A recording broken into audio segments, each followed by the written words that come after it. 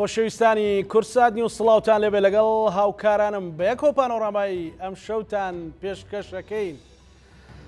لەگەڵەوەی ڕۆژ بە ڕۆژ شەڕی نێوان ئیسرائیل و فەڵەستینیان شەڕی نێوان ئیسرائیل و حەماس گەرم و گوڕتر ئەبێت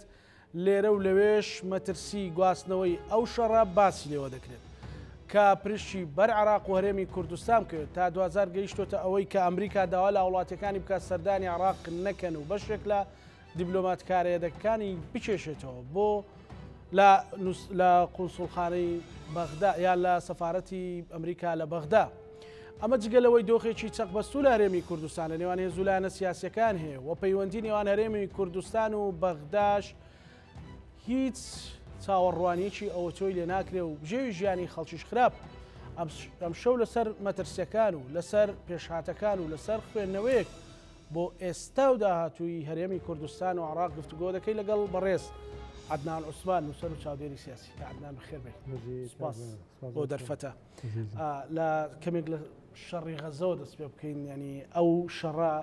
تێڕوانینی بەڕێزت ئەمە دووبارە سەر لە نوێ داڕشتنەوەی ڕۆژهەڵاتی ناوەڕاستە و قسانە زۆرەکرێ یان هەر پەیوەندی بەو ململانەی نێوان حەماس و ئیسرائیلەوە هەیە و هەر لەو چوارچێوەیەش ئەوەستێ. بەسپاسەوە وڵی تەوان خۆی سەرەتا لە وەسفی شەڕەکە شەڕێکی زۆر بەربەریانەیە، شەڕێکی زۆر نائینسانیانەیە و با بڵێن ڕێژەیەکی زۆر خەڵکی مەدەنی و ئەوانە منداڵ و ژن و پەکەوتەوە ئەوانە خەستەخانەکان تیاچن، یعنی ئەمە لە هەموو ڕوویەکەوە ئازاردانێکی گەورەی وجدانی مرۆڤایەتیە. بەڵام بە دیوەکەی ترێ ئەو تداعەتەنەی کە جەناب باس کرد شەڕەکە ئەکید شەڕی حەماس و ئیسرائیلە، بەڵام تداعەتەکانی زۆر لەوە گەورەتر و قوڵترە و بەو شێوە نامێنێتەوە. هەم ئیسرائیل ئەلانی کردووە و هەم حەماسیش تقریبن جۆرێک لە ئامادەکردنی بۆ کردووە. حەماس کە هەنگایەکی وانەیە حتمما دایناوە کە ڕەتفعلی چۆنە بێت. تۆ خۆت لە بیرتە هەندێک جار کە چەند ساروخێک حەماسیان جیهاد ئەیاندا لە ئیسرائیل چ ڕەتفعلێکی توندە بوو بەرامبەر بۆوار، یا مەسەرەن ئەسیرێکی ئیسرائیلی ئەگیرە ئیسرائیل چی وێرانکاریەکی لە غەزا کردوانە. ئێستا تۆ سەدان کەس کوژراوە، سەدان کەس ئەسیر کراوە، هەیبەتی لەشکری ئیسرائیل و دەوڵەتی ئیسرائیل و وجودی دەوڵەتی ئیسرائیل هەمووی لەکەدار کراوە. بەرامبەر بە ئەمە حتمما ڕەتفعلی ئیسرائیل وەکو ئێستا ئێبینین بەداخەوە ینی زۆر زۆر توندە، زۆر زۆر قاسیە بەسەر هاوڵاتیانە، بەسەر خەڵکی مەدەنیە، بەسەر ینی هەموو دیوانە. بەڵام حتمما شەڕەکە پریشکی بەر ئەم لاولاکەوێت و تقریبا توانین بڵێ شەڕی ئینابەیە، شەڕی نوێنەرایەتیکردنە، دیدگا و تێگەیشتن و تەسەوراتێکی جیاواز و لەوانەیشە لە ڕوویەکەوە ینی کۆمەڵی هەنگاوی گەورە چوە پێشەوە. خۆتەزانی لە بینی ئیسرائیل و وڵاتەکانی خەلیجە ئەوەی کە پێوترا اتفاقی ئیبراهیمی و ئەمانە ینی هەنگاوی گەورەنرا تطبیعی علاقاتی لە بینی ئیسرائیل و لە بینی مەغربا لە بینی وڵاتەکانی ترا تا گەیشتە سەر ئەوەی ئیماراتوانە. لەم دوایش باس لە سعودیە کرا. جا ئەمەی سعودیە زۆر زۆر گرنگی گەورەی هەیە، خۆتەزانی ڕەمزێکی گرنگە بۆ عالەمی ئیسلامی و بوونی شوێنە پیرۆزەکان لەوێنە. تطبیعکردنەکەی ئیسرائیل لەگەڵ سعودی منتیقەکەی بردە قۆناغێکی ترەوە. لە ئێستادا تقریبا هەموو ئەمانەی ڕاماڵی و وەزعێکی تر دروست بوو کە ئەمە لە بەرژەوەندی ینی لە دژی چی ئەبوو ئەگەر هاتپا ئەو تطبیعانە سەری بگرتایە و هەنگاوی تری بنایە؟ وڵی خۆی لەگەڵ ئەوانە ناکۆکە بوو کە با بڵێن وجودی دەوڵەتی ئیسرائیلیان قبول نەبوو. ینی هەندێک تیارات هەیە بۆ نمونە حزب الله، بۆ نمونە ئێران و بۆ نمونە سووریا و تا حدێک و بەشێک لە هێزەکانی عێراق و تا دوایە گاتە حەماس و جیهاد و ئەمانە ئینکاری دەوڵەتی ئیسرائیل دەکرد. ینی لەگەڵ ئەوە نین کە دەوڵەتێک هەبێ بە ناوی دەوڵەتی ئیسرائیلەوە، بۆیە نەسوحی لەگەڵەکەن، ڕێکوتنی لەگەڵەکەن، ئامادەی تەوزیعکردنەوەوانن تەنانەت ینی بۆ فکرەی دوو دەوڵەتی کە بیرۆکەیەکی کۆنا لە حوتە و ناوە ئەو بیرۆکەیە هەیە کە ئیسرائیل و فەڵەستین دوو دەوڵەتی جیاواز بن. ئێستاش قسەی زۆری لەسەرکرێت و ساڵانی کە قسەی لەسەرکرێت. یعنی ئەو ڕێکخراوانە ئامادەنین دان بۆشە بدەن لە بەرەوەی ئەمە دانانە بە دەوڵەتی ئیسرائیل بە وجودی ئیسرائیل. ئەوان پێیان وایە ئیسرائیل دەوڵەتێکی مختصب بە داگیریکەرە نابێ بمێنێت، ینی ئەم کیانە نابێ بمێنێت. ینی ئەمە حتمما ئەو ڕێکەوتنانە ئەو تەطبیعی کە ئیسرائیلی کرد لەگەڵ وڵاتەکانە حتمما بە زەرەری ئەم هێزانە ئەشکایەوە و ئەم هێزانەیش بەم هێرشیان کە کردیان تقریبا دەتوانم بڵێم ضربەیەکی گەوریان لەو حرەکەیە لەو تەطبیعەدا و ئێستاش با بڵێن غەزا هەر عنوانی مەساتێکی ئینسانی نییە و هەر عنوانی حملەیەکی عسکەری نییە. لەوانەیە عنوانێکی پڕ لە مەساتی قۆناغێکی تازە بێت، قۆناغێکە هەم ئەمریکا بێ جۆرێک لە هەیمنەتی خۆی لەم منتیقەیە بکاتەوە، هەم جارێکی تر تعریفی بکرێت و هەم لە ڕاستیدا ئەوەی کە پێ ئەوترێت ململانەی شارستانیەکان زۆر زۆر تند و تۆڵ بووە، زۆر قورسۆ بووە، زۆر یاریتوانم بڵێم زۆر تۆختر بووە تۆ لە ئاسی عالەمە لەوە نا، یعنی ململانەی هێزە ئیسلامیەکان یا سەلەفیەکان یان محافظکارەکان لە ئەوروپا ئەمە هەیە، لە ئەمریکا هەیە، یعنی ئێستا لە بینی حەزارەتی بتوانین بڵێم مەسیحی لەگەڵ حەزارەتی ئیسلامیە یان دیدگای مەسیحی و دیدگای ئیسلامی، ئیسلامێکی تونڕە و زۆرتر مەبەست لە هەموو ئیسلامەمانە ئێستا لە ئەوروپاش ئەو ململان کێشانە هەیە، حتمما دائیمەن ئەم منتیقانە بۆ ئەورەی ململانەکانە شۆڕ بێتەوە بۆ ئێرانە. باشە کاک عەدنان، ینی ئێستا ئەوەی ئەوترێت لەسەر مەسەلەی ئەمریکا، ئەمە لە بەرژەوەندیەوەی ئەمریکا بە قووەتەوە ئەمێنێتەوە بە جۆرێکی تر بە فۆرمێکی تر دێتەوە ڕۆژهەڵاتی ناوەڕاست هەیە خۆی وجودی، بەڵام وەکو ئەوترات لاواز بووە، ینی وجودی ئەمریکا لە ناوچەکە، یاخود ئەمە سەرەتایی کۆتایی هاتنی ئەم قۆناغەشە بۆ ئەمریکا. کاکزانە پێش هەموو شتێکە بێت لە بیرمان بێت کە چه ئەمریکا و چه ئیسرائیلیش لە ناکۆکیێکی ناوخۆی زۆر گەورەدان، قەت ئەمریکا ئەو ناکۆکیەکە ئێستایی بینێت قەت بەخۆیەوە نبینیەوە و ئەو ناکۆکیانێکی لە ئیسرائیلا هەیە ئێستاکە لەخۆی نبێت، قەت لە ئیسرائیلە نەبووە خۆ پیشاندانی سەدان هەزار کەسی بەرامبەر بە یاسایەک بەرامبەر بە ئەوانەیەک و ئەو ملهوڕەیە کە نەتەنیاهۆش کردی ئەم ماوەیە کۆمەلگای ئیسرائیلی تەواوەتی لێکترازان لە ئەمریکاشە لێکترازانێکی زۆر زۆر گەورە، دوو دیدگای زۆر زۆر جیاواز جاران لە ململانێ بوون، بەڵام ئێستا لە سەنگەری بەرامبەر بە یەکترن. ئەو دیوەکە باس لەواکە کە ئەمە ئەمریکا هەیمنەتی نەماوە، هەیبەتی نەماوە، وای نەماوە، ئەمە کەتریش ئەوواکە لە ئێستادا ئەو فەرزکردنە ئەو جارێکی ترخۆ سازدانەوە هەم بۆ ئیسرائیل گرنگە بۆمانەوەیان و هەم بۆ ئەمریکایش گرنگە. طبعاً لە بینی دوو کەوانە باسەوە بکەین کە ئیسرائیل و ئەمریکا تەماهیکی زۆر زۆر گەورە لە بینیانە هەیە، ینی تەماهیەک تا ئاسی یەکسانبوونی بەرژەوەندەکانی ئیسرائیل و ئەمریکا، ینی ئەمریکا ئامادەیە تا دوا سنووری هاوکاریکردنی ئیسرائیل بڕوە، پێشتریش ڕۆیشتووە لە 67 ڕۆیشتووە لە 73 ڕۆیشتووە لە هەموو قۆناغەکانە تا دوا سنوورەکانی هاوکاریکردنی ئیسرائیل ڕۆژ ئێستاش ئەلانی کردووە کە تا دوا قۆناغەکان لەگەڵ ئیسرائیل بێت و ڕێگا نادا ئیسرائیل بفەوتێ ناو بچێ یان زەربەیەکی گەورەتر و ئەوانەی لێ بدرێت. بەڵام خودی ئەمریکاش لە ئێستا لە ململانێ و ئەوانەیەکی گەورەیەوە فعلاً ئەم زلزال لە ناوخۆیە تەسیری لەسەر مەکانەت و موقعیەتی ئەمریکا هەیە. منافسەکانی ئەمریکاش ئێستا تونتر هاتوونەتە پێشەوە، رووسیا هاتووە و تەحەدای ناتۆکە، تەحەدای ئەمریکاکە، سین بە ئاشکرا تەحەدای هەیمنەتی ئابووری ئەمریکا کات و ئێستا با بڵێن موقعیت و مەکانەتێکی هەیە. ئەمریکا و غەرب تا حدی تەنانەت لە هەندێک لە وڵاتی ئەفریقا پاشەکشیان کردووە لە منتیقەیە نەزعەیەکی ئەنتی ئەمریکی بوون زۆر بەهێز بۆتەوە بە قووەت بۆتەوە. من نازانم ینی بەو بردومانانەی کە لە غەزا ئەکرێ بەو کوشتنی بەو قەتڵ و عامەی کە ئێستا لە غەزا ئەکرێ ئەمریکا وێنەیەکی جوانتر پێشانی خەڵکی ئەم منتیقانەدا، چونکە خەڵکی ئەم منتیقانە بە گشتی بە زۆرینە دژن بە ئەمریکا، دژن بە غەرب، ئەمانە هەسەکەی ڕقۆ سوورترە بن بە بەرامبەر لە کۆمەلگای ئیسلامیە بەگشتی لە هەمووە لە هندەوە بیگرێت تاکو ئەکاتە تەنانەت کۆمەلگای ئیسلامی لە ئەوروپاش ڕقێکی ئەستوریان بەرامبەر بە غەرب بوو، بەرامبەر بە ئەمریکا و بەرامبەر بە ئیسرائیل و ئەوانە بێت. هەموو باسم کرد قۆناغەکانی تەطبیق تووشی کێشەیەکی گەورە دێت و هەویش موقعیەتی ئیسرائیل و موقعیەتی غەرب و ئەوانە بە تایبەتیش بەهاکانی مافی مرۆڤ و قسەکردن لەسەر دیموکراسی و مافی مرۆڤ ئەمانە کۆنەژێر پرسیارەوە لە پێوەری ئەو ستەمەی کەسا لە خەڵکی غەزا ئەکرێت، لە خەڵکی مەدەنی غەزا ئەکرێت کەمیۆنەیە ڕاستیدا ئەو قەتڵ و عامەی کە ئەکرێت ئەو بەربەرێت و وەحشەتێک کە ئەکرێت بەرامبەر بە خەڵکی غەزا ینی لە ئاسی ئەو هینە نییە ئیسرائیل ئەوەی لێ ناخوێنرێتەوە کە بتەوێت مەسەڵەن خۆت بە فۆرمێکی تر ئەمریکا و بە هێزێکی تر و بە نازانم بە چاوتر ساوێکی تر زیاتر ئەوە هێزێکی کاوبۆیانەیە، ینی تۆ ئەمریکا لە جاتیەوەی وێنەیەک لە مافی مرۆڤ و لە دیموکراسیەت و نییە لە باشترکردنی تەعایشی کۆمەلگاکان و مومینەکان و باشترکردنی پەیوەندیەکانی فەڵەستین و ئیسرائیل و بە ئەمانە بکات دێت بەم شێوازە و ڕێگا بە ئیسرائیلەدا بەو شێوەیە قەتڵ و عاموانە بکات. ینی من طبعاً ئەم قسانەکەم قەت لەگەڵ ئەو شێوازەی حەماسیش نیم کە ڕۆیشتەوە کۆمەڵێک خەڵکی مەدەنی ئیسرائیلی قەتڵ و عاموانە کردووە، ینی لەشکر بەرامبەر بە لەشکر، چەکدار بەرامبەر بە چەکدار، ئەوە قەینەکە ئەوە لە شەڕان و ئەوانە کە خۆزگە ئەویش نەبێت، طبعاً خۆزگە ئەویش نەبێت، بەڵام کە هەیە ئەو واقعەکەیە. بەڵام ئەوەی ئیسرائیلیش ئێستا کات دووبارەکردنەوەی هەمان ئەوەی حەماسە، یعنی خەڵکی سیڤیل خەڵکی مەدەنی فەڵەستینیە کوشێ بەرامبەر بە حەماس، تۆ بڕۆ لەگەڵ حەماسە ئەوە بکە، یعنی یا سنوورەکانی خۆت چەکرا. یعنی ئەمە کێشەکەوەی کاکزانە ئەمەی کە ئێستا ئەکری ئینتاجەکرێت ئینتاجێکی زۆر سلبیە، و بەرهەمێنانێکی زۆر سلبی هەموو ئەو قسە وتارانەیە کە ساڵانێکی دوور درێژ لە منتیقەیە کاری لەسەرکرێت و هەولی لەسەر درێت و پێشمای ئەوەی یعنی طبعا لە ئێسادا نابێت پێش ئەحداسەکان بکەین واردە من سیناریۆکان بیانی پێشبینی ئەەکەم تۆز ئەم تەپتۆزێکە ئێستاکە هەیە مانگێکی تر ساڵێکی تر نشێتەوە ونیارەنشێتەوە بە شەرمان بینێ لە بینی ئەم دوو وڵاتە منتیقی گەورە گیرا ئیسرائیل بەشێکی زۆری ئەم وڵاتانەی گرت دوای تەسلیمی کردنەوە سینای تەسلیم کردەوە زوفەغەربی ئەوانەیە لە تەسلیم کردەوە شەریک غەزەی تەسلیم کردەوە سەحبی کردایە واردە لە دوای ئەمە ئارایشێکی تازە بێتە پێشەوە دەوڵەتی فەڵەستینی بێتە دەوڵەتێکی فعلی واقعی و ینی ئەوە بکەن ڕێوشێنێکی ئەمنی بگرن بەرامبەر بەوانە حتمما تعاملیان لەگەڵ حەماس تعاملێکی زۆر ڕق و تند و ئانە بێت بەڵام بێکێشەش نابێت ینی هەروە حەماس جنگاوەرن شەڕەکەن ینی استشهادین بۆیە شەڕەکە لەگەڵ حەماسە شەڕێکی زۆر کە ناوێ بێت ئەو چوارچێوەی کە ئێستا هەیە تا ئێستا مەسەلەن پریشکەکانی ئەو بڕکانە یان ناوی لێ بنێن ئەو بڵێسێ و ئاگرا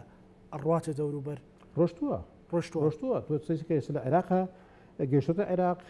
ئەگاتە ئێران گەیشتە سووریا ئەگاتە جێگا شوێنی تر بێزاری و تووڕەبوون و ئەوانەیەک لە مصر هەیە طبعاً تا باش کۆنتترۆل کراوە لە ئوردن هەیە باش کۆنتترۆل کراوە چکە دەوڵەت هەیە مؤسسە هەیە لەشکر هەیە سوپا هەیە لە عێراق سوپانیە بەو هینە بەو شێوەیە کە بتوانێت کۆنتترۆلی وەساکە بکاوە جۆرێک لە قیادەتی عێراقیش تقریبا هەر لەگەڵ ئەو تیارن لەگەڵ ئەو خطابی ئەنتی ئەمریکایی و ئەنتی ئیسرائیلەوەوانە بۆیە پریشکەکەی گەیشتووە و تا دێت تونتریشە بێتەوە تا دێت خستریشە بێتەوە و پێشموانی ئەمریکا دەستپارێزی بکات لە هەر ئەگەرێک لە ئەگەرەکانی دەستێوەردانی ئەم وڵاتانەوە پێشم وا بێت محاسبەیەکی توندی ئەو وڵاتانەکە ئەو کاتە شەڕەکە تونترە بێتەوە خسترە بێتەوە کارەسانتەر عراق من لەس پێشەکە باسم کرد عراق مثلەن چ جۆرە شەڕێک مەسەلەن لە فۆرم و ناوەڕۆکدا ڕوبەڕوو یان داخڵی شەڕێکە بێتەوە پریشکەکەی لە چیە فۆرمەلا بێ ئەزانی کاک زانە تقریبا لە 2023ەوە وردە ئەوەی کە حکومڕانە لە عێراق تیاری شیعیە کورد میوانە بەگلەیە و پۆستەکان دێغی ناکات لەخوا بەزیاو لە پۆست وەرگرتنەوە ئەمانە بەڵام میوانێکی ڕەزاقورسیشە تەبعاً سنە بە حکمی عروبە و هەنێشتوانە موقع و پێگەیەکی بەڵام لاوازە ئەویش خۆتەزانی بە تایبەت لە مۆزوعی داعش تر زەربەیەکی گەورە بوو لە تیاری سنی لەو منتیقانە درا و وێران کراوە ئارەکرا شیعە لە 2023 و بعد باشتر بڵێ لە 2005 بەدواوە حاکمی مطلقی عێراق ئاراستەی سیاسەتی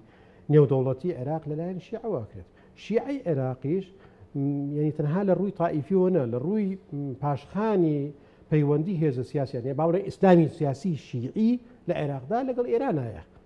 ڕەبتێکی تند لە بینی هەموو تەیاراتی ئیسلامی سیاسی شیعی لە عێراقدا لەگەڵ ئێرانە هەیە و تەماهیەکی زۆر گەورە لە بۆچوونەکانی لە تێگەیشتەکانە طبعاً تعاملێکی ئەمری واقعیان کردووە لەگەڵ ئەمریکا چونکە ئەمریکا سەڵامی بۆ ڕوخاندن و ئیلا کەسیان نەیانەتوانینە بە کورد و نە بە عەشیعە و نە بە سوننە ناتوانن ڕەسەڵام بڕۆکێنن ئەمریکا بۆی ڕوخاندن و لە عێراقیشی لەسەر سینەیەکی ئاڵتوونی پێشکرد بۆ هێزانە کرد بۆ هێزە شیعیانەوانە کردو ئێستا حاکمی عێراقن کە ئەمە لە بیستەکانە خەویان پێوە بینی ئەو وەزعی کە ئێستاە بەڵام ئەم هێزانە سەرباری جۆرێک لە تەحەفوزیان جۆرێک لە هێمنتربوونیان جۆرێک لە میان ڕەویان ئەگەر بتوانین بڕێ میان ڕەوی یعنی خەتی خۆیان نەختێ دوور خستو لە ئێران لە تعاملکردنیان لەگەڵ ئەمریکا بەڵام مۆزوعێکی وادێتە پێشەوە تایاراتی توندڕە و لە نێو ئیسلامی سیاسی شیعی لە عێراقدا بەقوترە بنەوە بەهێزترە بنەوە ئیبرازەکەن و دواداریش بەرژەوەندەکانیان لەگەڵ ئێرانایە یعنی هەر زۆربەیەک بەر ئێران بکەوێت بەهێزبوونی ئێران بەهێزبوونی ئەمانە بەهێزبوونی خطابیان و موقعیتان لە عێراقا لاوازبوونی ئێران لە منتیقەکە لانی کەم لەناو خۆی ئێران یا لە منتیقەکە لاوازبوونی ئەم تیارە زعیفە بێت و لاواز بێت و لەوانەیە ڕێگا بە تیارێکی تر بدات کە بۆ نمونە شیعەیەکی عێراقی بن وەکەوەی سەدرەکان تا حدێک تەمسیلیەکەن یا تیاری مەدەنی هەیە لە عێراق زۆر بەهێزن لە خۆپیشاندانەکانە بینیمان بەڵام تیاری ئیسلامی سیاسی شیعی بە حکمی ئەو پاشخانێکی هیانە بە حکمی دامی ئێران بە حکمی ئیمکانات بە حکمی دەستگرتن بەسەر مؤسساتی دەوڵەت و ئیمکاناتی دەوڵەتوانە بەهێزن بەقووەتن باشە کەواتە ینی ئەوەی کە ڕوئەدا لە هەموو عراق ڕوئەدا ئەگەر ڕوو بدات مثلا لەو پریشکە ئاگرەکە گەورە بێ یان بەرامبەر ئەو هێزە چەکدارانی مثلەن لە منتیقەی بووکەمالەوانە چەند جار بردومان هەبووە و مثلەن بە درۆن یان بە نوعێک لە نوعەکان سەربازەکانی ئەمریکا لە عینە سەد و لە منتیقەکانی تر بردومان کراوە ئەمە لەو چوارچێوەیە خۆی ئەبینێتەوە یان شەڕەکە لە عراقیشا گەورە بێ مثلا خەڵک زۆر ئەو پرسیارەکە کە عەدنان ئارامی عراق بەرەو شوێ مثلەن هەرێمی کوردستان بەشێکی لە دوای باسی بەشێکی لە وڵی کاک زانە ینی زین شو ئێستا ناتوانانی فاڵ بگریتەوە تحلیلات بەڵام ینی با بڵێن عێراق و ناوچەکە بەسەر هەموو ئەگەرە خراپانە کراوەتەوە ینی ئێستا حالیە لەم ساتە وەختی کە قسەکەین ئەگەرێکی ئیجابی نبینیت لە ئاسوەیەکی ئیجابی نبینیت جارێ غەرب و ئەمریکاوانە بە تاوەتی لە پشتی ئیسرائیلن بە باش و بەخراپەوە بە باش و بەخراپ بەبەربەرەتێکەکە بە هەموویەوە لە پشتی ئیسرائیل و دەستیان پێوە گرتو ئەوانە و پێشیان وایە کە من پێم وایە ئەمە هەڵەیەکی زۆر گەورەیە پێشیان وایە ئیسرائیل لە قەڵای دیموکراسی لە منتیقەیە و ئیسرائیل لە نمونەیەکی جوانی پێکەوە ژیان و ئیلا ئاخری وە زۆر بەشیان بەرامبەر بە حەماس و ئەوانە وەستاونەتەوە و حەماس و ئەو لایەنانش باکیان نییە بەوە یاری خطابی خۆیان نەگۆڕیوە خطابی ئینسجام و خۆگونجاندن و تعاملکردنێکی ئیجابی تریان نەگۆڕیوە هێزێکی جنگاوەری تندڕەون و کۆمەڵی ئایدۆلۆژیا و تێگەیشتنی خۆیان هێ لەسری بەردەوامن ئەمە نازانین سریانەکە بکوێ چکە بمن چ تعاملێکرد لەگەڵ داعشا کرد داعش هەر هێزێک بوتە هەبێ لەناو بدرێت بەداخۆ حەماس و ئەمانەش باوایە بەسەر ئێمە لە کوردستانە هێزی ئیسلامی سیاسی تندڕۆمان هەبوو نیە بەڵام دواتر مثلا کۆمەڵ هات خۆی لێجا کرد بزوتنەوەی ئیسلامیش خۆی لە هەندێک لە تیاراتە تندڕۆکانی خۆی جا کرد ئەوانە تیا چوون هیچ حەلیتر نەبوو هەر ئەبوو بە ساروخ لیان دەیت و تیا بچون لە ساحی سیاسی نەمێن بەڵام کۆمەڵ و بزوتنەوەی ئیسلامی ئەمانە بەشێکن لە پرۆسی سیاسی لە کوردستانە و خطابەکانیشان تقریبا خطابی کۆمەلگایەکی مەدەنیە و خطابی پێکەوە ژیان وانەیە خطابێکی زۆر پێشکەوتوانەیە بەڵام حەماس و حزب الله و ئەمانە خطابەکانیان تا ئێستا بەرامبەر بینەکە خطابێکی بەشێک لە هێزە چەکدارە شیعیەکانی چوونەتە پاڵ ئەو خطابە یانە تو ئەکرێ ئەو پەناسیان بۆ لەگەڵ ئەو خطابن و تا دێ وردە دەرفەتی زیاتریان نەبێ بۆی زیاتری میکەن چونکە یعنی جۆرێک لە احساساتی هاوخەمیوانە دروستە بێت بە قووەتە بێت لەوانەیە هەفتەی یەکەمی ئەوانە بیر لەوە بکرێتەوە کە حەماس بۆ ئەم کارە ساتە ئەخڵقێنەوە بەڵام ئەو کردانەی ئیسرائیل ئەو ڕەفتارانە تقریبا وای کردووە حەماسی شعبی یعنی تو حساب کە مەلاین خەڵک لەم وڵاتانە ئەژی سەدان ملیۆن مسلمانە هەیە کە ینی بڕوان بە ئیسلام و بە هاوپەیمانی ئیسلامی جامعی ئیسلامیوانەیە ئەمە هەمووی ئازارە درێ هەموو ڕۆژە بریندارەکرێت هەموو ڕۆژە لەسەر لەوانەیە لەسەر ئیسلامبوونیشیان تقریبا هەز بەوە بکرێت بەقوتە بێت جا قسەکەمان لەسەرەوە بوو کە ئەمە لە عێراق داعاتێکی ئەبێت ئێستا ینی با بڵێن ژووری شەڕەکە بینیمان حەماس شەڕێکی نەوعی کردن جارە شەڕێکی زۆر جیاواز بوو و ینی ئیسرائیل تەسەور نەکراوە بوو لە 1970ەوە کە جێشی مصری ڕۆشت و ینی ئەو خەتی باریفی شکادۆمانە شتێکی وا نەبووە حەماس بەهێز ینی میلیشایەکە میلیشایەکی بە ئەوەیە دەوڵەتی و ئەوانە نییە بە ئیمکاناتی زۆرکەم بە حسارێکی 15 ساڵ 20 ساڵی ئاوا تەو کراوە لە هەموو ڕۆیەکانەوە توانی ئەو زۆر بە گەورەی لە ئیسرائیل بدە ئێستا جەنگەکە گۆڕاوە جەنگی نەوعی گۆڕاوە بەسەر ئەم درۆنانە بە شێوازی جیاوازوانە نە عێراق بەدەر ئەبێ لە هەموو مەترسیانە هەموو ئەوە گەرانانە ئەوانش حتما ئەمریکا بەرامبەر بە لێدانی تو لە ڕێژی شێکی عراق مەسەلە نەچێتە ئەو جەنگە وڵی من یان ئاسۆیەک مەسەلە وڵی ئەزای تەوازنی هێز لە عێراقە بەو شێوەیە نیە لەو ئاستەدا نییە من باسم کرد تا ئەم ساتە وەختە جۆرێک لە خۆجیاکردنەوە ینی نەرمیەک لە سیاسەتی عێراق بەرامبەر بە غەرب و بەرامبەر بە ئەمریکاوانە هەبووە وەکو حکوومەت وەکو تەنیا حیزبەکانیش ئێستا وردۆر دەبەر ڕادیکال بوونە ڕۆن ینی هێزی ڕادیکال هەبوو بەڵام زۆر باڵادەست نەبوونە حاکم نەبوونە لە عێراق ئێستا هەستەکەی ئەم هێزانە وردۆر دەبەر ڕادیکاڵەتی ئیسلامیە ڕۆن کە ئەمە عێراقیش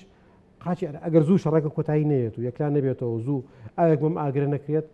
قاچی عێراقیش ڕاکێشێت بەرامبەر بەوانەوە قاچی ئێرانیش واردە ڕاکێشێت و ئەمەش لەوانەیە ئێمە لە بیرمانە 91 چۆن ئەمریکا زەوی ئەخزەری بە سەدام حوسێندا 90 بۆ داگیرکردنی کوێیت و دوای تریش نەخشەیەک گۆڕانێکی گەورە بوو لە نەخشەکان کێ ناڵێ ئێستا ئەمەش بڕوا بە زۆر بە نەزەری و ئامەرە نییە بڵێم وڵا ئەمریکا دانیشتۆ لەسەر کۆمپیوتەر و ئەوانەکە خوتەی ئەلف و با ئەوانە بەڵام ینی ئەمریکا چتر بەسە بۆی کە قاچی ئێرانیش ڕاکێشێ بەناو ئەمانە و دواتریش بردمانێکی توندی ئێران بکات یا عێراق قاچی ڕاکێشێت و لە هەندی هێزی ڕادیکالی عێراقی بدات یعنی چ باکێکیتی ئەمریکا چ مەترسیەک چ زەرێک بۆ سیاسەکانی ئەمریکا پێشتر وا چاوەڕوانەکرا کە مقتەدا سەدر مەسەلەن میان ڕەوتر بێ بە جۆرێکی تر کە ئەوە خۆی وێناکرد کە لە ئێران دوورترە لە هێزەکانی تر نەک دوورترە لەوانەی تر بەڵام ئەو یەکەم خیتابەوە بوو چی پێویستە باڵۆسخانەی ئەمریکا لە عێراقدا بخرێ ئەمە ینی چ خوێندنەوەیەک بوو هەر خۆی هێنانەوە ناو ساحەکە بوو ڕاکێشانی عەتفە چۆن هەر سەدر نییە بۆ تورکیا ینی تورکیا بینیت خطابی ئۆردوگان وردەوردە نیە تونترۆوانە بێتەوە بەشێکی علاقی بەینەکۆیە کاتی خۆشی مەلک حوسێن بەڕەحمەت بێت مەلکی ئۆردنی ینی علاقەیەکی زۆر باشی لەگەڵ ئیسرائیلە بوو ینی تەنسیقێکی زۆر بەڵام کە هاتە شەڕ وانە خۆی سواری تیارە بوو بەشدارە بوو لە شەڕەکان ینی تو هەندێک جار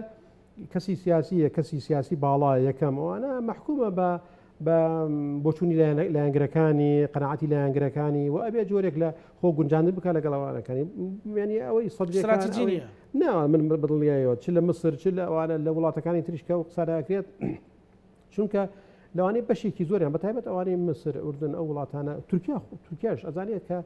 تدخلکردنێکی بۆ شێوەیە ماڵوێرانەیەکی زۆر گەورەی بۆ وڵاتەکەی خۆیان یعنی تەنها لە ڕووی عسکەریوانە نابێت لە ڕووی ئابووریەوە بێ لە ڕووی تجاریەوە بۆ عراقیش ئەو مەسەلەی زۆر خراپتر و مەترسیداترە بێت لەبەرەوەی عێراق هێشتا محکومە بە پەیوەندەکانی لەگەڵ غەرب کلیلەکەی لایە کلیلی دارایی و کلیلی عسکەریشی لای ئەمریکایەوە عێراق سوپایشی نییە یعنی عێراق سوپای عێراق هەیەی نیەتی مەجموعەیەکی زۆر میلیشایە ئەم میلیشایانە لە ڕۆژان خوانەکردە بکەونە گیانی یەکتر عێراق وێران نەکەن يعني هو مترسيانه هەمووی هەیە و لە حاڵەتێک مثلا ئەتواندرێ سیف هۆمێک دروست بکرێ ماڵێکی ئارام تا ڕادەیەک مثلا وڵای بەگەر ئەو شەڕە لەوێ زوو ئاوێ بۆ ئاگرە بکرێتەوە وەک باسم کرد ئارایشێکی تازە ئەو ناتینیاەوە ئێستاشم ڕۆژەڵێت کە ئێمە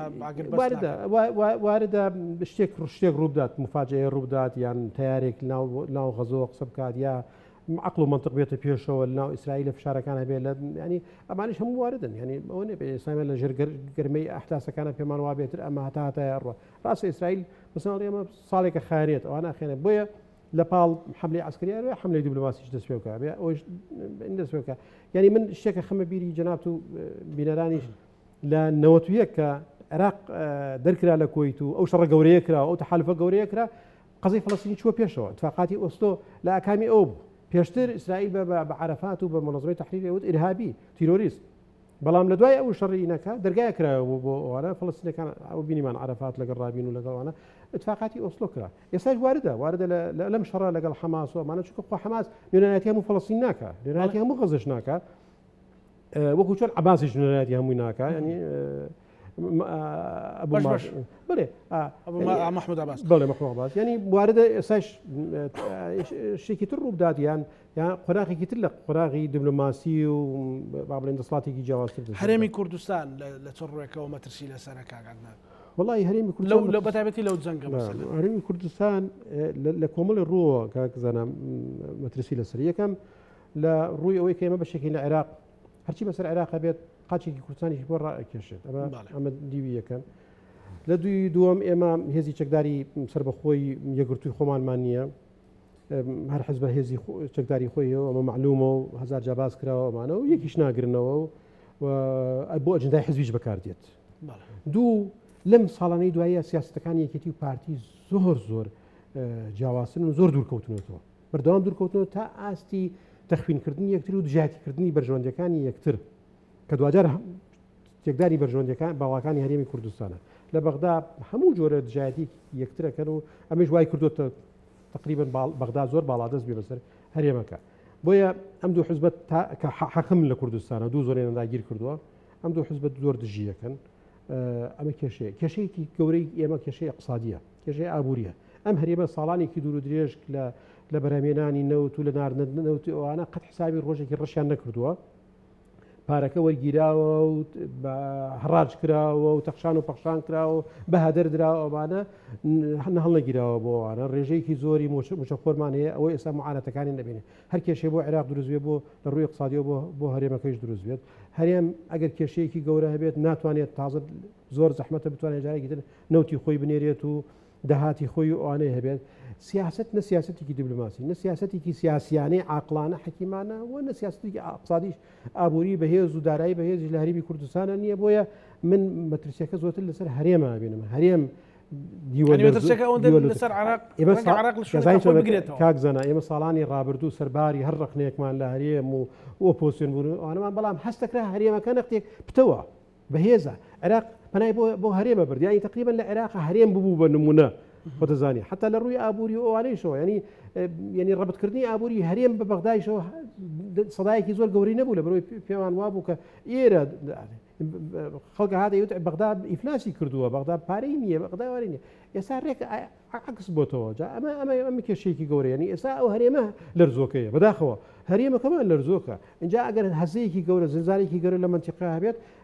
کام بنایە زۆر ڕوخێ و بنایە زۆر ڕوخێکە لە هەمووی لەرزۆکترە تشتێک زۆر خوانەکردە طبعا خوانەکردە ئینشاءڵڵا و ڕوونادا بەسەڵ خۆشیکردنەوەی بەڵام تاوەڕی زلزالێکە کرێ زلزالێکی سەربازی اقتصادی وەکە اقتصادیەکە تداعەتەکانی وەڕوونی لەسەر هەر لەناردنی 600 ملیار هاواری لێ هەڵساندوێت مەسەلەن واقع بەڵام چیتر مەسەلەن ئەگەری هەیە مەسەلەن ئەگەری ئەوەی بە هەرێمی کوردستان مەسەلەن ئەگەری دروستبوونی شەڕەکە و گەرمبوونی زیاتری شەڕەکە مەسەلەن لانی کەم لەگەڵ میلیشیا شیعەکان یان لەگەڵ هێز چەکدارە شیعیەکان ئەمانە مەسەلەن چی هەرێمەگرێتەوە هەرێم لە ڕووی شەڕۆ هیچ ئەیگرێتەوە وەکو ئەوانە یان بڵێ زۆریش تۆ لانی ئەگەر باسی ئایندە بکەوێ هەموو سیناریۆکانت لەبەر چاوێ ئێستا بۆ نمونە چۆن پێمان وایە لەوانەیە لە ماوەی 10 ڕۆژی ترا 15 ڕۆژی ترا غەزە ئاوێکی بەسرا بکرێت شتێکی تازەی بۆ بەسرەکە بەڵام لەوانەیە 6 مانگی تریش بەردەوام بێت هەردوو سیناریۆکە بەقوتە ئەم مۆزع لەوانەیە زوو محاسرە بکرێت لەبەرەوەی بەرژەوەندەکانی ئێستا ڕێژەیەکی زۆری مسلمان لە ئەوروپایە لە وڵاتەکانی تر ئەبێ حسابی ئەوش بکرێت و تەطەڕوفی ئیسلامی بەهێز و بەقوت نەکرێت لە وڵاتانە لە بەرپرسەکان ئەڵێ مەسەلەن ئەبێ ئەوروپا خۆی ئازادکا بۆ جەنگێکی نوێ وڵاتە ئەوروپیە ئەمە لە واردات زوو محاسرەی ئەم کێشەیە بکرێتوانە واردیشە بەقوتر و بەهێنترێت و قاچی چەند وڵاتێکی تریشی تێ بکرێت و تەصفیح حسابیش لەگەڵ چەند وڵاتێک و چەند گروپ و ئەوانەیە بکرێت بۆ هەرێمی کوردستانیش ئێمە هێزی ئەمریکی لێرەیە و پەیوەندەکانی هەرێم لەگەڵ ئەمریکاوانە بەقوتە ئێمە سنوورێکمان لەگەڵ ئێرانایە سنوورێکشمان لەگەڵ هێزە شیعەکانی عێراقی و بەشێکیشین لە عێراق بۆیە هەرێم لەم حاڵەتە ئەبێت زۆر وریا و وریایانە مامەڵە بکات ئەمریکا چەند ئامادەیە دیفاع لەم هەرێمە بکات چەند ئامادەیە ئەم هەرێمە پارێزە چونکە نمونەی ترمان هەبوو کە عێراق ئامادە نەبوو عێراق ئەمریکا ئامادە نەبوو زۆرتری چاوی لە عێراق بووە خەمی عێراقە بۆ دڵی عێراقی ڕازیکردن نەک دڵی هەرێمەکەوانە طبعا سیاستەکانی هەرێمیش ئەمریکای تووڕە کردووە معلومە یەک نەگرتنی پێشمەرگە و دنیا ئەشتی تر و گەندەڵی ئەمانە وای کردووە کە ئەمریکا زۆر کۆمەلگانی نێودوڵەتی محبەت بن بەرامبەر بەهێن زۆر بێهیوا بن بەرامبەر بە هەرێم و بە ئایندەکەی بەڵام لەم تەوقیت و ساتە وەختەوە هەرێمە بێ زۆر بە وریایە مامەڵە بکات یعنی ئەگەر قاچی خۆی خسرا و یەکێ لە تەحالفاتەکانەوە بۆ نمونە منتیقەیە بە حکم نزیکیان لەگەڵ ئێران و لەگەڵیانە شیعەکانە بڕۆن لەگەڵ ئەوە ئەو خەتەرێکی زۆر گەورە بۆ هەرێمێکی کوردستانەکە ئەگەر دیوەکەی تریشی بە تەواوەتی بڕۆ لەگەڵ ئەمریکا و بێتە ساحەیەک بۆ تراتینی ئەمریکا بە هەمان شێوە بۆیە هەرێمە بێت زۆر وریا بێت مامەڵەیەکی حەکیمانە لەگەڵ مەوزوعانە بکات و هەڵبڵدا دیبلۆماسیەکی هێمن و حتا قسەیەک هەبوو کەعبدا مەسەلەن ئەڵێن 600 ملیارەکەم و ڕێکەوتنی کرابوو زیری دارەژ نێتوانی دوایخە بەڵام بەهۆی ئەوەی کە ڕێگری ئەکرا لە مەسەلەن تەنانەت خەڵک لە هەولێر و لە ناوچەکانی تر خۆپشاندام بکات دژی ئەو بابەتانە ئەو شەڕی غەزە و ئیسرائیل بە جۆرێک لە جۆرەکان لعبێکی ڕقەمیان هێنایە پێشەوە و تەصفیح حساب و نازام چی پارەکەیان دوڵای بن ڕاستەکەی وای نابێنم پێم وانە ئەگەر ئەوە کاریگەری هەبێ کاریگەریکی زۆر بچووک لا مناڵێم عێراق دەوڵەتی مؤسساتە و بەهینە ڕواتە ڕێوە ئەمانە عێراقیش پڕە لە هەموو عقدە و کێشە و مەشاکل ئەوانە بەڵام لە ڕاستیدا عێراق بە هەندێک نەزم و قوانین وانەی شەکە بۆ وەفتی کوردستانیشان وتووە ئێمە بەگوێرەی کۆمەڵی ئاسارێک مۆزوعی یعنی هەرێمی کوردستان لە جاتی ئەوەی کە کار لەسەر بودجەکە و لەسەر استحقاقاتی خۆی بکە هاتووە لەسەر قەرز و مەرزوانە قەرز ئاو هەیە کابرا نایێت بەسەر تۆ داوای قەرزەکەی نایدا ئەمڕۆ نەدا بەیانیەکە چ مشکلێکی تو دەستناو ئاگرا و دەستناو ئاوە کێشەی بنقت بۆ دروستەکە یعنی تۆ پێت وارە بێت لە بەغدا هەموو متعاتفن لەگەڵ قەزەی ئێرانەوە و لەگەڵ ئەوانە سیاسەتی ئێرەش کە تۆ بینیت ینی با بڵێن هەرێمی کوردستان بەستەنها هاوڵاتیەکانی فقر و هەژاریان پێوە دیارە بەرپرس لە کوردستانە هەژاری پێوە دیار نییە سەیری ڕەتلی سیاریان بکە سەیری ژیانی خۆشیان بکە سەیری هایلایڤیان بکە سەیری حیمایە و بە ئەمانیان بکە ینی بە ئەوانە دیار نییە لە کوردستانە دوو تەبقەی واضح گەورە دروست بووە بەغدا ئەمە بینێت ئەوەی کە ئێستا لێرە معاناتە هاوڵاتیەکی بەسە زمانی داماوە کە لە ژێر خەتی بڵێ موچەخۆرەوەە بازاری کوردستانە بەڵام بازاری بەرپرسەکان و مەسئولەکان و خواپێداوەکانە نازەمچیان پێ دڵێم خواپیان پیانی داوە بەڵام ئەوانە بەڵەن ئەمە لەگەڵ عێراق شەیش کێشەیەکی ئەوتۆیان نییە بۆیە قەمیشان نیە ئەم حوسەتە ئەمڕۆ ینی تۆ سیرکە ملەتەکەت برسیە بەڵام بەڵێ بۆ 600 ملیارەکە هەفتەی داهاتوو چەند ڕۆژێکی تر وەفدەکەمانە ڕوا ئەبێ ئەمە حکوەتی تۆ تریژی چییە ئاخە ئەم حکوەتی تۆ نەبچوو بۆ تۆ ئیشی تری چیە جگەل لە هێنانی موچە و ژیانی خەڵکەوەمانە تۆ لە خەمی ئەملێتەوە خەڵکەکە نەبی خەمی برسیەتی لە خەمی چیە ئەم حکوەتی تۆ چیەکە وزارەتی دارایی بۆ نمونە بە وەزیریەوە بە هەموویەوە چیەکە ئیشی تری چییە وزارەتی دارایی کە سنووخەکانی خاڵی بێتوان وەڵام مەفروض وایە لە بەغدا بێت هەر نێتەوە لە بەغدا بێت تا بزانین چیەکە کاک مەسعود لە نەوەتەکانە لەگەڵ سەدام حوسێن لە مفاوەزات بوو 6 مانگ نهاتەوە خەڵک مزارەی کردن جا بە زۆر هێنایانە وتی من تا نێگەێنم بە نەتیجە کاکە ئێساشەوە لە بەغدا بن بیگەن بە نەتیجەیە بەڵام بە سەدەقە و بە قەرز و قۆڵە و بەوانە بتوێ وڵاتێک بەڕێوە بیت و ئەوانە و لە دوای ئەو هەموو غرور و تەعالی ئەوانە و هیچ ڕوئەیەکت نییە هیچ بەرنمەیەکت نییە ئەمڕۆ بۆ سبینە 700 بێت و 10 بێت هیچ سیاسەتێکی دیاری کراوت نییە کە سبینێ چیەکە و سپی چیەکەی ئێمە کێشەیەکی گەوری باشە ئایندە بەرەو کوێ ئەنگاونێ مەسەلەن ساڵی پارێ مەشرۆڤی ئەوانەمانە کرد بلاس خارتووە ئەڵێ و ماڵەکە مەسەلەن لە قنسوڵی ئەمریکا تۆ ڕابووینەمان و توێتی ماڵێکی کارتۆنیتان هەیە و ئاو بەرکەوێ و ئەتوێتەوە و ئەنی ئێستا گەیشتۆتە ئەوەی و تا بینینە توێتەوە ینیەکانەوە ڕاستەکانیان ڕاست بڵێ ئێستا ئایندەکە بزیاتر بەرەو کوێ ئەو نەزیفە بەرەو کوێ ئەم نەزیفەیەکە لە شەرق ئەوسەد دروست بووە پشکی بەر کوردستانەکەوێت و کوردستان لە مهینانیە حەسانەی نییە بەرامبەر بە ئەحداسانەی کە لە منتیقەکە ڕوادات لە ڕووی اقتصادیەوە باسم کردیەوە زمان شێواوە لە ڕووی سیاسە و ئەوانەیشەوە دابش بووینە دابش بووین سەر تەحالفاتی دووەری ئەوانە ئەم دابش بوونە حکیمانە تەعاملی لەگەڵ نەکرێت بەوریایی تەعاملی لەگەڵ نەکرێت ببین بەشێک لەم هێزە عقائیدیانە کە شەڕەکەنەوەوانەکەن بۆنمونە بەرامبەر بە غەرب وەسینەوە یا تەسلیم بە غەربین هەردووکی کارەساتی زۆر گەورە لە منتیقە خولقێنینەوە هەرێمەکەی ترتەوە بڵێ ئەتوێتەوە وە ئەبێت بەشێک لە یاری نێودوڵەتەکان بەڵام ئەگەر جیاوازتر بیر بکەینەوە ئەوە بکەینەوە من هەرچەند ڕاستەکەی ینی ئەبێ بەسەراحەت بگیرێم چکەوە قەناعەتی وجدانی خۆمە زۆر بە زەحمەتی ئێزانم ئەم دوو حزبە بەم تەرکیبەیە بەم عقلێتە بەم باگراوندەی ساڵانی دوورژی حکومڕانیان بتوانن هەنگاوێکی ئیجابی بنن تەمەناکەم ینی تەمەنای هەر هەمومانە بتوان هەنگاوێکی ئیجابی برن بە هەر ئاراسەیەکە بێ هەنگاوێکی ئیجابی برن لەو ڕووە بەڵام نێنە تا دێ خراپتریشە بێتەوە پەیوەندیەکانیان بەرژەوەندەکانی تا دێ خراپتریش بێتەوە بەڵام لەعلەوە عەسا ینی لە ئێستادا ئەم مۆزع خراپەی کە دروست بووە ینی هەرێمەکە بتوانێت ئێمە کاتی خۆی مەساتی خەڵکی کوێیت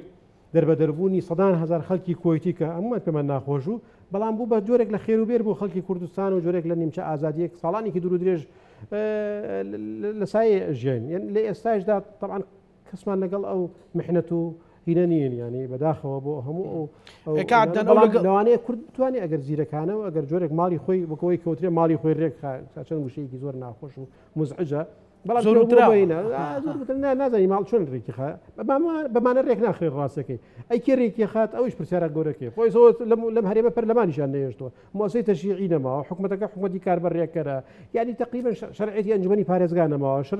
محافظیش تقریبا قایمقام و ئەمانیش هەموو شەرعێتیان نامێنێ تۆ وڵاتێکە هەموو مؤسسەکانت ئێستا لە ئێستادا ناشەرعی و لە خەمیشیان نین لە خەمی هیچیان نین چارەسەری هیچ معزڵێ بکەن نە معزڵەیەکی سیاسی نە معزڵەیەکی کارگەڕی نموزڵەیەکی نازانم حکوومەتە باشە ئەو بلۆک بەدیە ئەو دابش بوونە ئەگەر بە چاک بێ بە خراپ بێ هیچیان ئامادەن مەسەلەن یان تەسەوری زیاتر لە کوێ کرێ مەسەلەن نیمچە پارێزگارێک لە هەرێمی کوردستان بکە لە لاندی حاڵەتە مەسەلەن زیاتر ئەوەی ئەمریکا یانەوەی کە ئێستا هاتوۆتە پێشەوە لە هەرچەندە بەرێکی زۆر ڕوون و دیار نییە بەڵام مەسەلەن ڕوسیا سینە ئێرانە ئەوانە هەرێمی کوردستان هەڵەیەکی زۆر گەوراکە بۆ نمونە بەرامبەر بە ئێران بۆسێتەوە چونکە ساڵانێکی دوور و درێژە ئێران ئەمریکاوانە لە ململایەن لەگەڵام بەڵام ئێران وەکو خۆی ماوەتەوە ڕۆڵ و نەقشێکی گەورەی هەیە ینی هەرێمی کوردستان تۆ سنوورێکی گەورەت لەگەڵی هەیە وەستانەوە بەرامبەر حتا وەستانەوە بەرامبەر بە هێزە شیعەکانیش یعنی تۆ ئەبێ سیاسەتێکی وا بکەی کە ئینەکە لە ناوڕاستەوە بگریت ینی ئەوە دەکەیت و لەگەڵ غەربیش تەعاملەکەی بێ واضح بێت ئایا غەرب ئامادەیە یا تەنها لە خەمی برژەوەندەکانی خۆیە لە 1945 کوردیان نەفرۆشت بە واضحی کوردیان نەفرۆشت و وەکو ڕقەیەک ئاوا کارتێک فڕیاندا هزاران هزار سەدان هزار کەسیش لە ئێران ئاوارە بوو هزاران پێشبەرگە بەدبەخت بوون هزارانی کرا بە کوتەوەرەقەیەک فرۆشتا ڕێگە ڕاستەکە بێت تەوسیعی دەور بکرێیان دەور هەبێت ئەبێ بەرژەوەندەکانی هەرێمەکە پارێزیرێت ئەبێ مؤسسات لە هەرێمەکە بە هێز و بە قووەت بکرێتەوە ئەبێ هەوڵدێن هەرێمەکە جارێکی تر دروست بکرێتەوە ئەوە بکرێت و ئەبێ هەموو هێزەکان و لایەنەکان بەشدار بێت ڕێگا بدرێت ڕێگەکەڵی دروست بکرێتەوە یعنی پێت وایە بەس قوارەکەی ماوە ناوەڕۆکەکەی تارزاوە ڕۆکەی زۆر داوەڕزاوە زۆر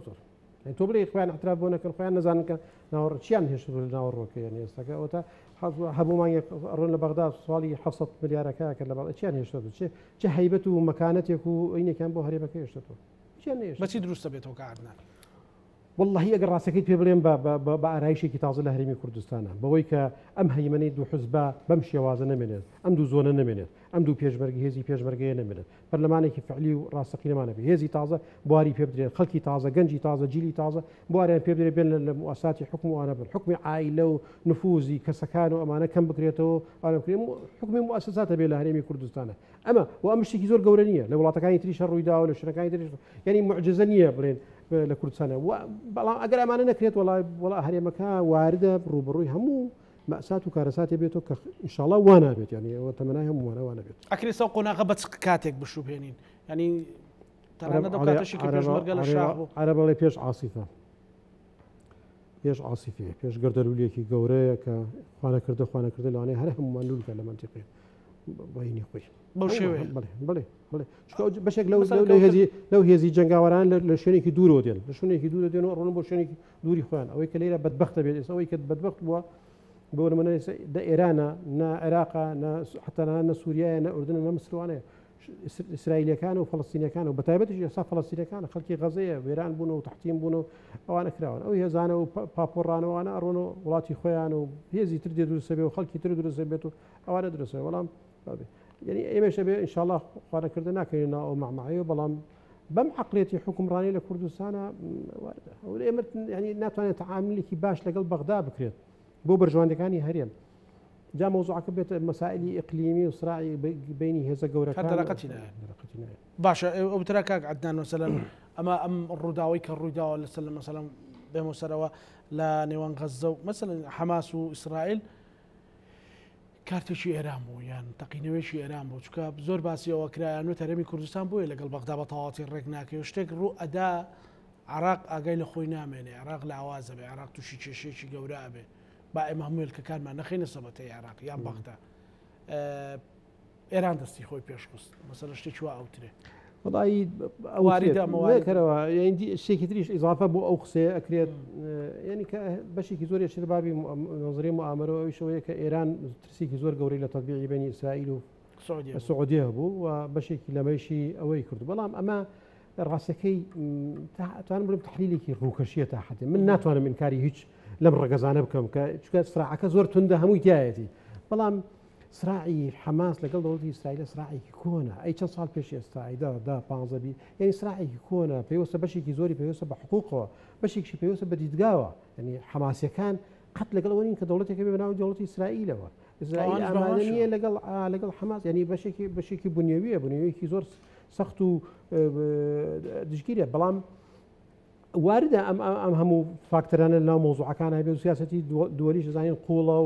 وبرجوان كانوا وأنا تي بلام بوش شوية خيط وخوط تكي لولاتك طبق كرابيته معنا حماس صالاني كدرو درج خوي أمادك أو لا لدرفة قريبه بلام أم جارة لداني كيزور أستاذ أنا بو ضربي كيزور زور قولة لا هيبته مكانة